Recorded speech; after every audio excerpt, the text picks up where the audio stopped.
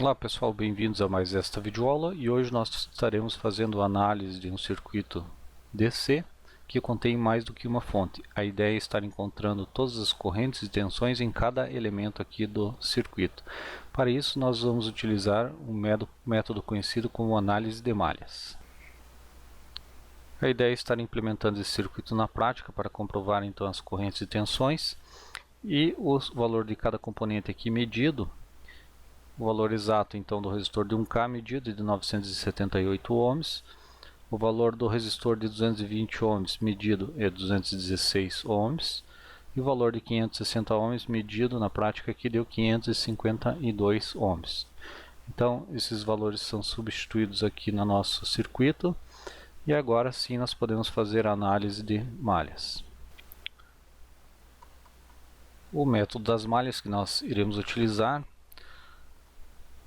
emprega o seguinte conceito. Primeiro nós identificamos quantas malhas nós temos aqui no nosso circuito. A malha é um caminho fechado, então nós temos dois caminhos fechados aqui com duas tensões de alimentação. Pressupõe-se então que cada fonte de alimentação esteja mandando uma corrente para o circuito. Então, o primeiro passo do método da análise de malhas é estipular o sentido de circulação de corrente de cada malha. Então, eu tenho duas malhas. A fonte V1 aqui, pressupõe-se que eles estejam mandando uma corrente no sentido horário, que eu vou chamar de I1.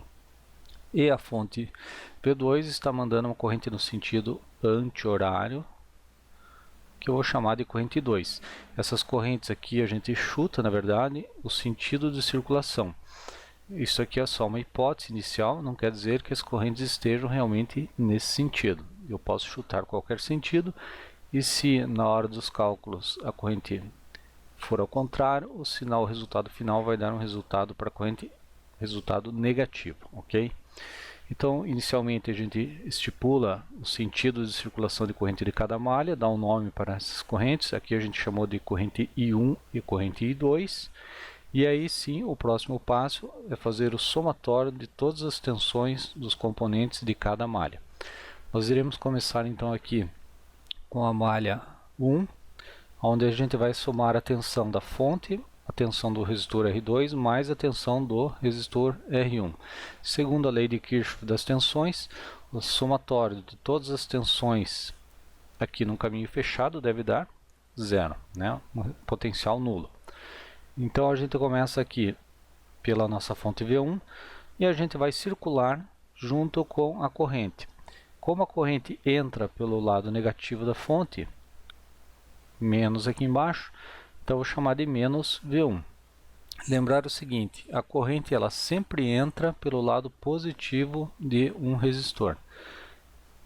Então aqui em cima, no resistor R2, a corrente vai entrar pelo lado positivo, porque a gente chutou a corrente no sentido horário, então o lado esquerdo do resistor R2 é mais e o lado direito é menos. A mesma coisa com o resistor R1, a corrente está entrando por cima, então o lado de cima do resistor R1 é mais e o lado de baixo é menos. Então vamos analisar aqui o somatório das tensões e esse somatório tem que dar zero.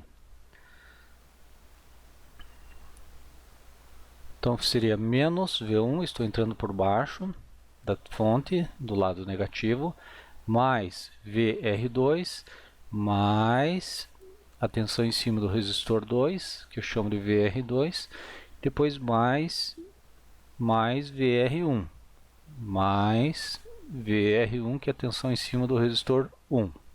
Somatório das três tensões, da fonte e dos dois resistores, tem que dar zero. Bom, pela lei de Ohm, a tensão no resistor é o produto do resistor pela corrente. Então a tensão no resistor 2 é o produto de R2 pela corrente que passa por ele, no caso aqui é a corrente I1. Então substituindo o valor de VR2 por R2 vezes I1 e o valor de VR1, segundo a lei de Ohm, é o R1 vezes a corrente que passa por ele. Então aqui a gente tem uma novidade. A corrente que está passando pelo resistor 1 é a soma das duas correntes das malhas, porque I1 passa por R1 e I2 passa por R1. Então a soma das duas correntes é a corrente total no resistor R1. Então, segundo a lei de Ohm, a tensão no resistor R1 é o valor do resistor multiplicado pela corrente que passa por ele, que é a soma das duas correntes. Substituo o valor da fonte e dos resistores aqui na fórmula. Simplifico a fórmula e chego aqui nesta expressão, onde eu tenho aqui 1194 vezes 1 mais 216 vezes 2 é igual a 14. Como todos os valores aqui são divisíveis por 2, eu vou dividir todo mundo por 2, os dois lados da expressão, e aí eu simplifico um pouquinho mais, e aí chego numa expressão final, que é 597 e 1 mais 108 e 2 é igual a 7. Eu vou chamar essa aqui de equação 1, ok? Então eu tenho duas incógnitas aqui, duas variáveis, I1 e I2, e eu quero saber o valor das duas.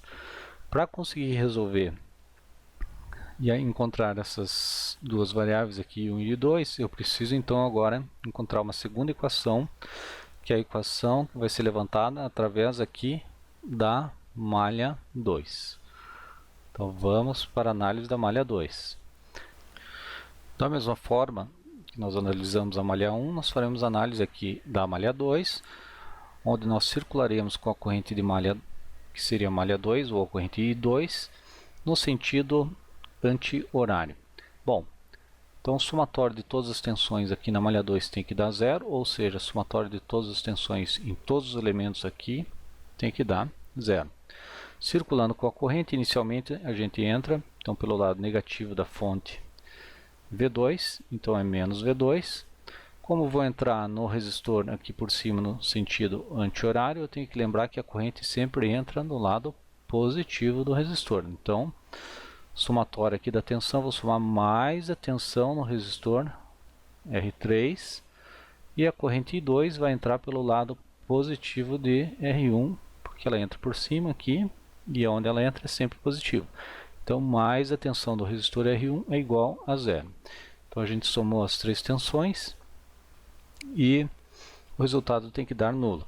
Aplicando a lei de Ohm, nós temos que a tensão no resistor R3 é o produto do resistor R3 pela corrente que passa por ele. A corrente que passa por ele é a corrente I2, né? A corrente que está passando aqui em cima do resistor R3 é a corrente I2. A tensão R1 é o valor do resistor R1 vezes a corrente que passa por ele. Nesse caso aqui, a corrente que está passando no resistor R1 é o somatório de I2 mais I1, porque as duas circulam no mesmo sentido aqui, de cima para baixo, no resistor R1. Resolvendo essa expressão, fazendo a distributiva aqui, R1 vezes I2, R1 vezes I1, né?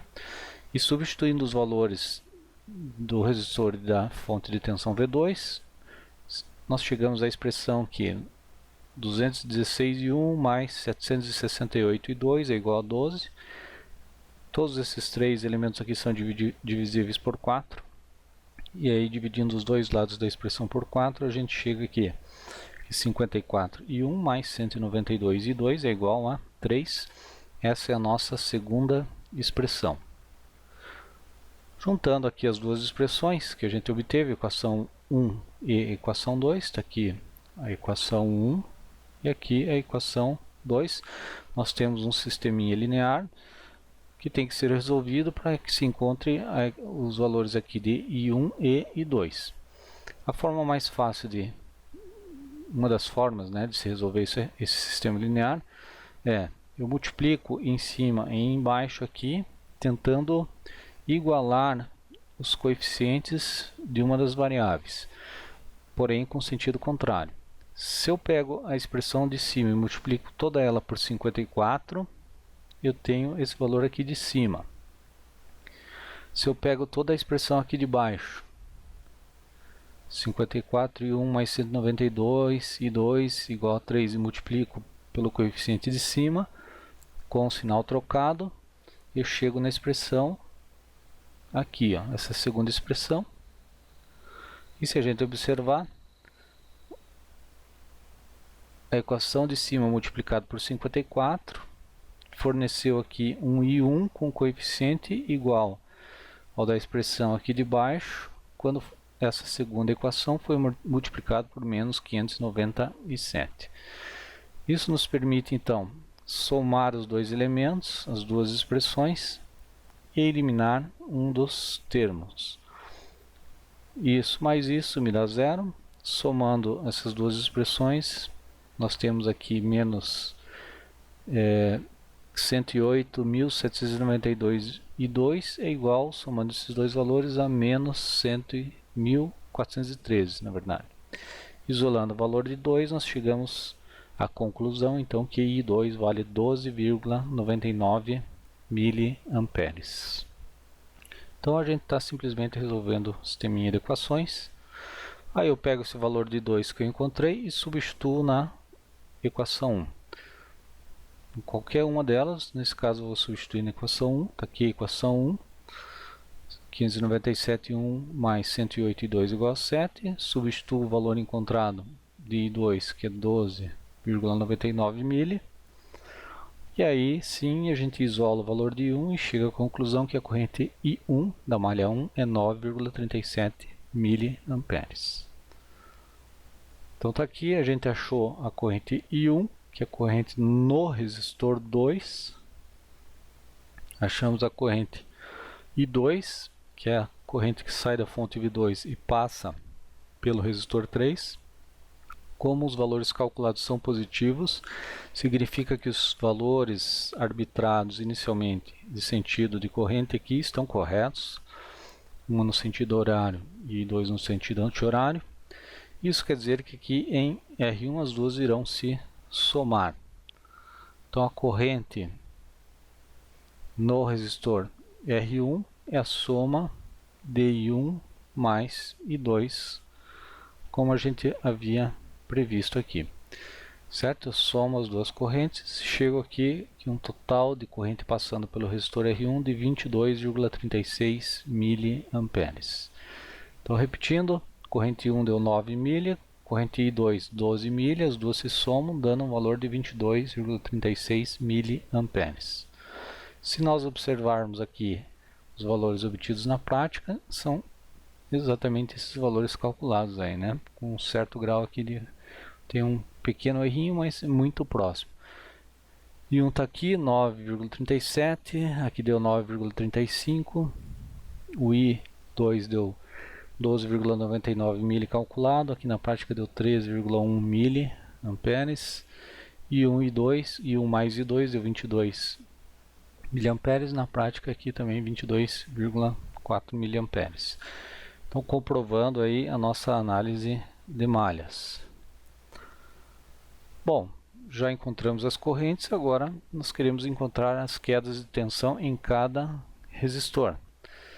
Bom, segundo a lei de Ohm, a queda de tensão no resistor é dada pela relação valor do resistor multiplicados pela corrente que passa por ele. No resistor R2 passa uma corrente de 9,37 miliamperes, que multiplicados aqui por 978 ohms, então se eu multiplico 9,37 mili por 978 ohms, eu encontro uma queda de tensão em cima desse resistor de menos 9,16 volts. Mesma coisa, o mesmo princípio é aplicado aqui no resistor R3, produto do resistor pela corrente que passa por ele, que é o I2, R3 vezes I2, deu uma tensão de 7,17 volts. Então daqui para cá eu tenho 7,17 volts. Ou seja, sai 12 volts da fonte, eu tenho uma queda de tensão, eu perco aqui em cima desse resistor 7,17. Dessa outra fonte sai 14 volts, eu perco em cima desse resistor 9,16. Né? O que sobrou de tensão ali para o R1? O R1, a tensão no resistor R1 é o produto aqui do resistor R1 pela corrente que passa por ele, é a soma das duas correntes. Fazendo a continha, isso dá uma queda de tensão de 4,83 volts. Então daqui para cá, a gente tem 4,83 volts. Ok? E aqui estão os valores comprovados e medidos na prática, né? 4,86 deu aqui no resistor R1. Vamos só comprovar aqui, 9,16 volts no resistor R2, aqui deu 9,14. E por último aqui 7,17 volts no resistor R3 e aqui deu 7,23 volts. Ok, gente? Com isso a gente finaliza essa análise de malhas. A gente viu que na prática é possível aqui comprovar então os resultados teóricos. E espero que vocês tenham gostado. Qualquer dúvida, por favor, entre em contato.